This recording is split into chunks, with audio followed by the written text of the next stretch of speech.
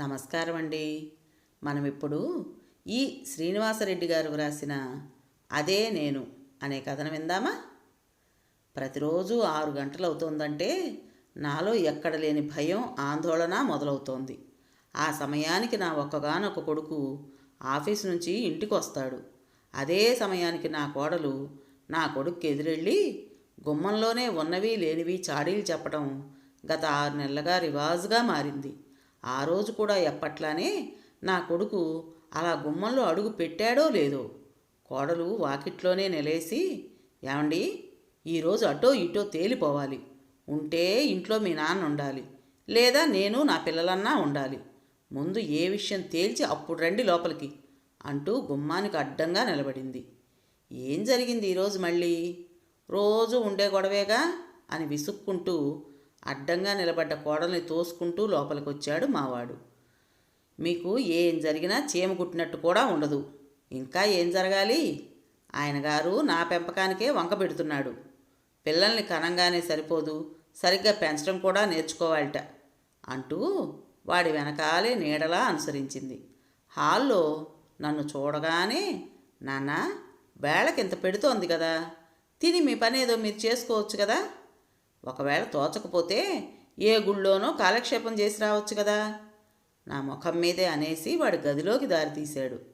అది కాదురా అంటూ నేను చెప్పబోయేది కనీసం వినిపించుకోకుండా, అమ్మ పోయిన తర్వాత ఈయనకు చేదస్తం మరీ ఎక్కువైంది అని నోట్లోనే గొణుక్కుంటూ వాడి గదిలోకి వెళ్ళాడు. కోడలు కూడా వెళ్ళి గది తలుపు నా ముఖానే వేసింది. ఉరిశిక్ష పడ్డ ఖైదీకైనా కడసారిగా తన బాధను చెప్పుకోనిస్తారు. కానీ నాకు మాత్రం మావాడు ఆ అవకాశం కూడా ఇవ్వడం మానేశాడు. 6 నెలలుగా ఆలనా పాలనా లేకపోవడంతో ఇంటి ముందంతా చెత్తా చెదారంతో, పిచ్చి మొక్కలతో నిండిపోయి తెలుగు సినిమాల్లో చూపించే దెయ్యాల కొంపలా ఉంది. మొలకి కట్టుకున్న తాళం చెవితో సింహద్వారానికి వేసిన తాళం తీయాలని ప్రయత్నించినా బాగా తుప్పు పట్టి ఉండడంతో రానని మొరాయిస్తోంది. తాళం కప్ప మంచిదే, కానీ తుప్పు పట్టి ఉండడంతో ముసలిముండా కొడుకును కదా, నా శక్తి చాలట్లా. నా కోడలు కూడా అంతే. మనిషి మంచిదే, కానీ బుద్ధి అంతా తుప్పు పట్టిపోయింది. ఆవిడని మార్చడం నా వల్ల కాలేదు. ఏం మాస్టారు, ఏంటి ఇబ్బంది పడుతున్నారు అంటూ నే పడుతున్న తిప్పలు చూసి మా ఊరి పోస్ట్ మ్యాన్ తన సైకిల్ దిగి నన్ను సమీపించాడు. సైకిల్ స్టాండ్ వేస్తూ, ఏంటి మళ్ళీ మనూరు రానని చెప్పి వెళ్ళారు, 6 నెలలు తిరగకుండా అడ్రస్ దొరకని ఉత్తరంలా తిరిగొచ్చారు అంటూ నా దగ్గరకు వచ్చాడు. ఇటివ్వండి ఆ తాళం అంటూ నా సమాధానం కోసం కూడా ఆగకుండా చేతిలోని తాళం తీసుకుని బలంగా తిప్పాడు. ఆ దెబ్బకు పటపటమంటూ తుప్పంతా రాలిపోయి తాళం తెరుచుకుంది. మా కోడలి బుర్రలోని తుప్పు కూడా ఎవరన్నా వదల్చగలిగితే మనోకవాటాలు తెరుచుకుంటాయి. మా వాడెప్పుడు ఆ పని చేస్తాడో అని ఆలోచనలో ఉండగా, ఏంటి మాస్టారు అక్కడే ఆగిపోయారు, లోపలికి రండి అనే పిలుపుతో ఈ లోకంలోకి వచ్చాను. ఇల్లంతా దుమ్ము కొట్టుకుపోయింది మాస్టారు. ఇదంతా శుభ్రం చేయాలంటే మీ ఒక్కళ్ళ వల్ల కాదు. నేనెటు రాయుడు గారింటికి వెళుతున్నా, ఆయనతో మాట్లాడి ఓ 4 మనుషుల్ని పంపిస్తా. అప్పటిదాకా మీ పడక కుర్చీలో విశ్రాంతి తీసుకోండి అంటూ నట్టింట్లో ఓ పక్కగా ఉన్న నా పడక కుర్చీ తీసుకొచ్చి దుమ్ము దులిపి వసారాలో వేశాడు. మాస్టారు, ఎన్నింటికి బయలుదేరారో ఏమిటో, ఏమన్నా తిన్నారా? నేను మాట్లాడేలోపే మా వాడి చేత క్యారియర్ పంపిస్తా. మొహమాట పడకుండా తినండి, మీ శిష్యుడు మిమ్మల్ని చూసినట్టు కూడా ఉంటుంది అంటూ నా సమాధానం కోసం ఎదురు చూడకుండా సైకిల్ ఎక్కి రివ్వున రాయుడు గారి ఇంటి వైపుకు వెళ్ళిపోయాడు. వసారాలో వేసిన పడక కుర్చీని చూస్తుంటే రాజుగారి సింహాసనంలా ఉంది.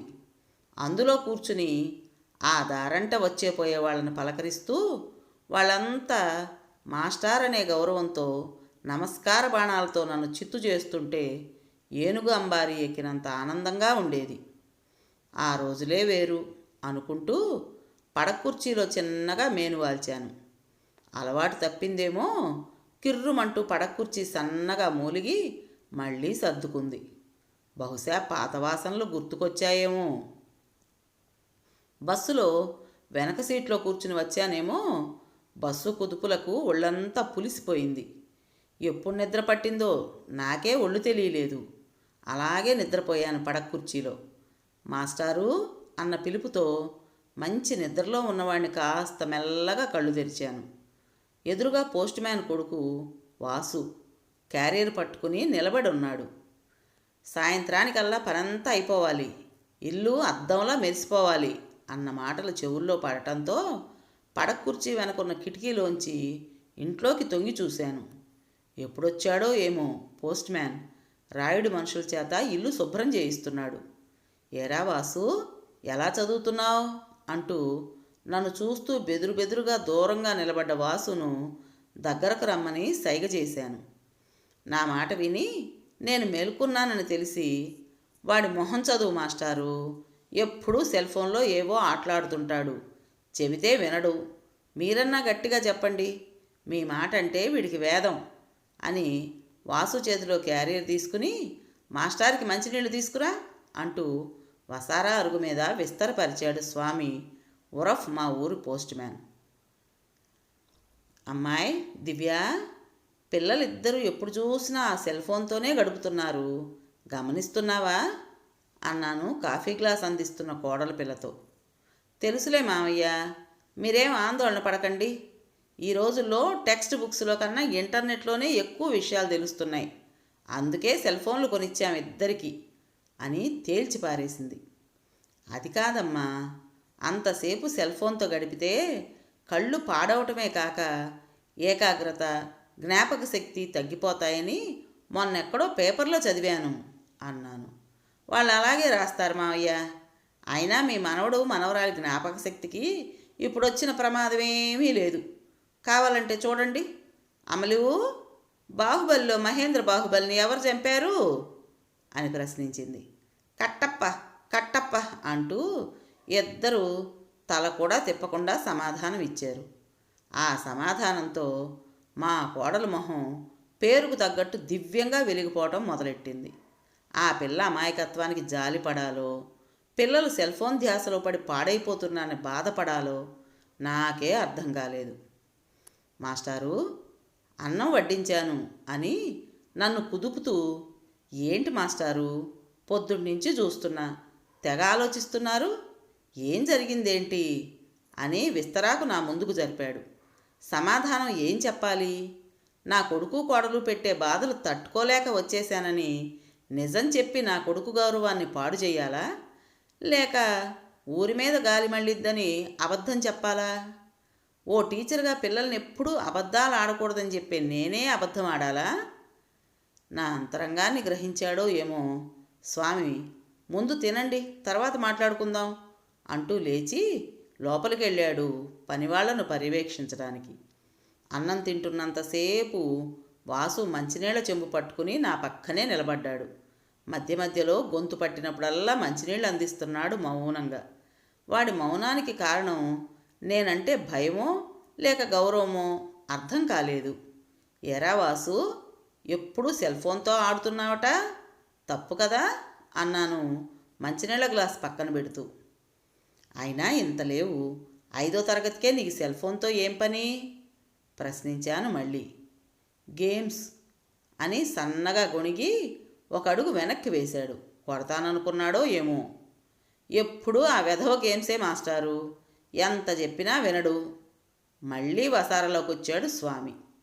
స్వామి, ఇందులో వాడి తప్పేం లేదయ్యా, అంతా నీదే అన్నాను. అదేంటి మాస్టారు, అటు తిరిగి ఇటు తిరిగి నా మీద పడ్డారు, అంతేలేండి, ఎంతైనా గురు శిష్యులు కదా అన్నాడు కాస్తంత నిష్ఠూరంగా. లేదు స్వామి, చిన్నపిల్లలు దేన్నైనా జీవితాన్ని నుంచి నేర్చుకుంటారు, నేర్చుకున్నదే జీవిస్తారు, కాబట్టి మన జీవితాల్లోని మంచినే వాళ్ళకు అందేటట్టు చూడాలి. నాకింకా గుర్తు, నా చిన్నతనంలో మా నాన్నగారికి చుట్ట తాగే అలవాటు ఉంది అంటూ విస్తరి మడిచి చేయి కడుక్కోవడానికి పైకి లేచాను. వాసు నాకన్నా ముందు పరిగెట్టుకుంటూ వెళ్ళి చెట్లపాదు దగ్గర నీళ్ల చెంబుతో నిలబడ్డాడు. చేయి కడుక్కుని కండువాతో తుడుచుకుంటూ, ఓ రోజు కాల్చిన చుట్టపీకను నా ఎదురుగానే బయట పారేశారు. బాగా చిన్నవాణ్ణి కావడంతో అదేదో నేను చేయాలనిపించింది. నెమ్మదిగా వెళ్ళి పారేసిన చుట్టపీకను చేతిలోకి తీసుకున్నానో లేదో నా చెంప చెళ్ళుమంది.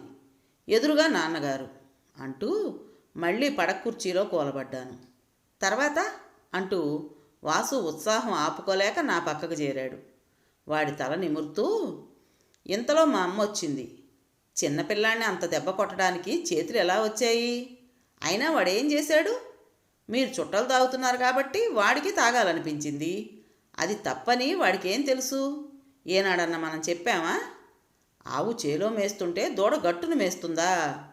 ముందు మీరు ఆ అలవాటు మానుకోండి అంటూ నన్ను లోపలికి తీసుకువెళ్ళింది అని వాడి వంక చూశాను.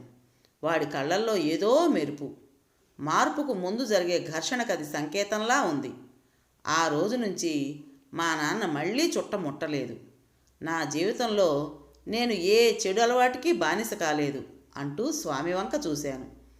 తన తప్పు తెలిసినట్టుగా కాస్తంత తలదించి, కానీ ఇది ఆఫీస్ వాళ్ళు ఇచ్చారు మాస్టారు, నా వృత్తికి దీని అవసరం తప్పనిసరి అంటూ గొణిగాడు.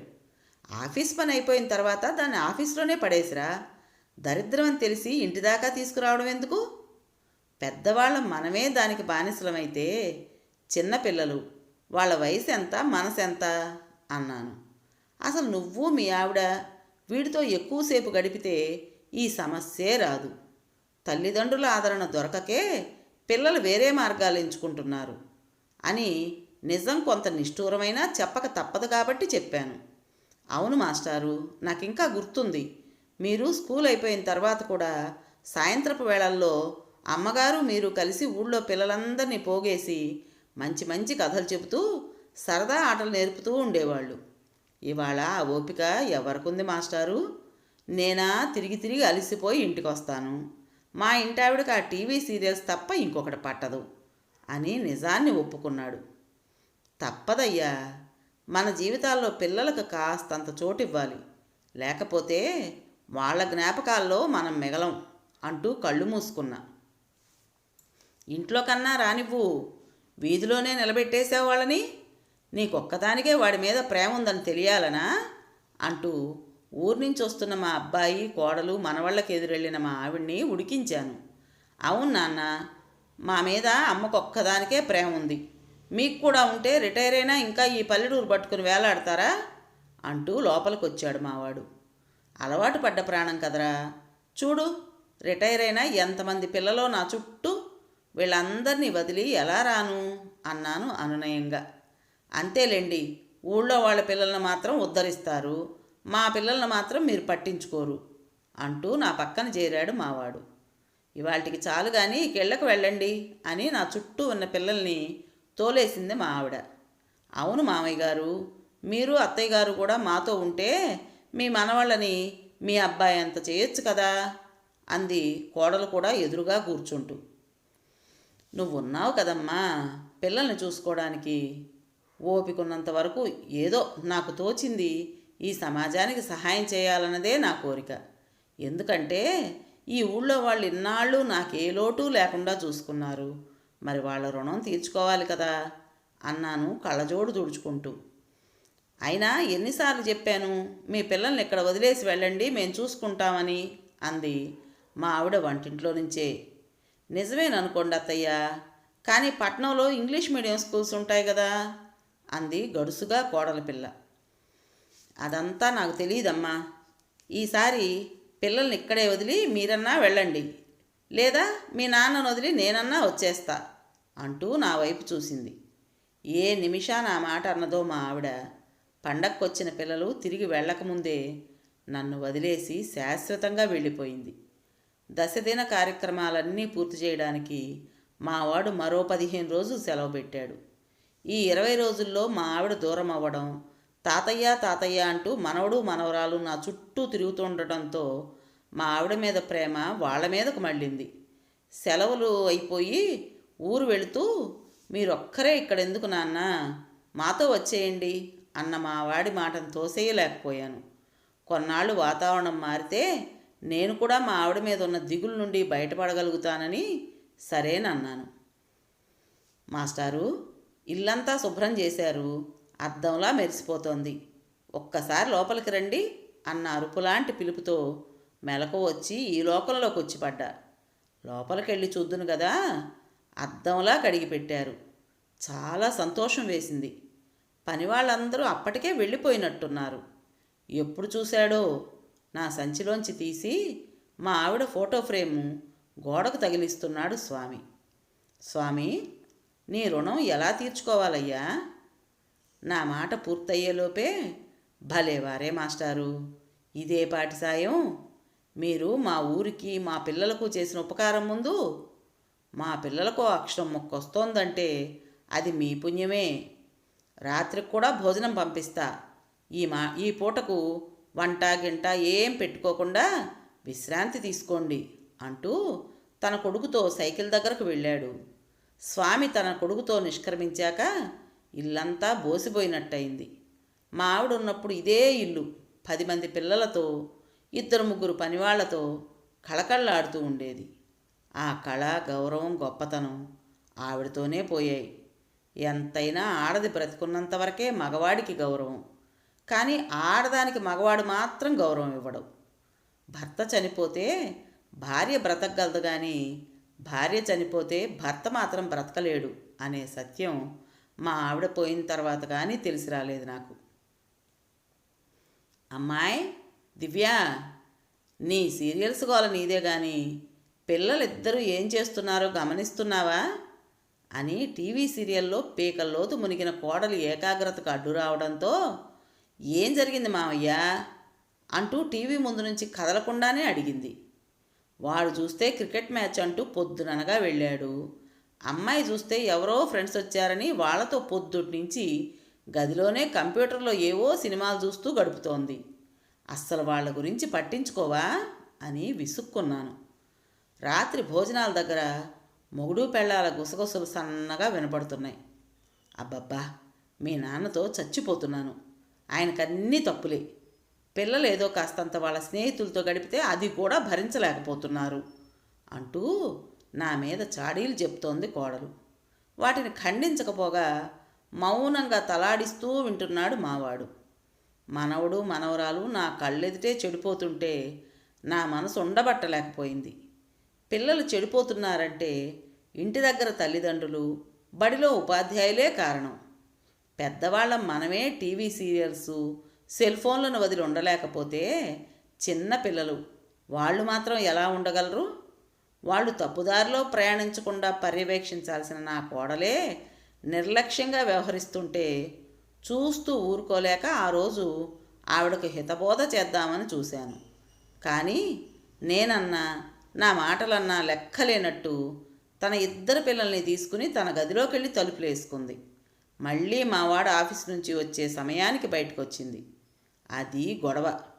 ఒకప్పుడు ఊళ్ళో వాళ్ళ పిల్లల్ని చేరదీసి వారిని సర్దిద్దుతుంటే మా పిల్లల్ని ఎందుకు మీరు పట్టించుకోరు అని నిష్ఠూరాలాడిన కొడుకు కోడలు ఈరోజు వారి గురించి ఆలోచిస్తుంటే వద్దు పొమ్మంటున్నారు.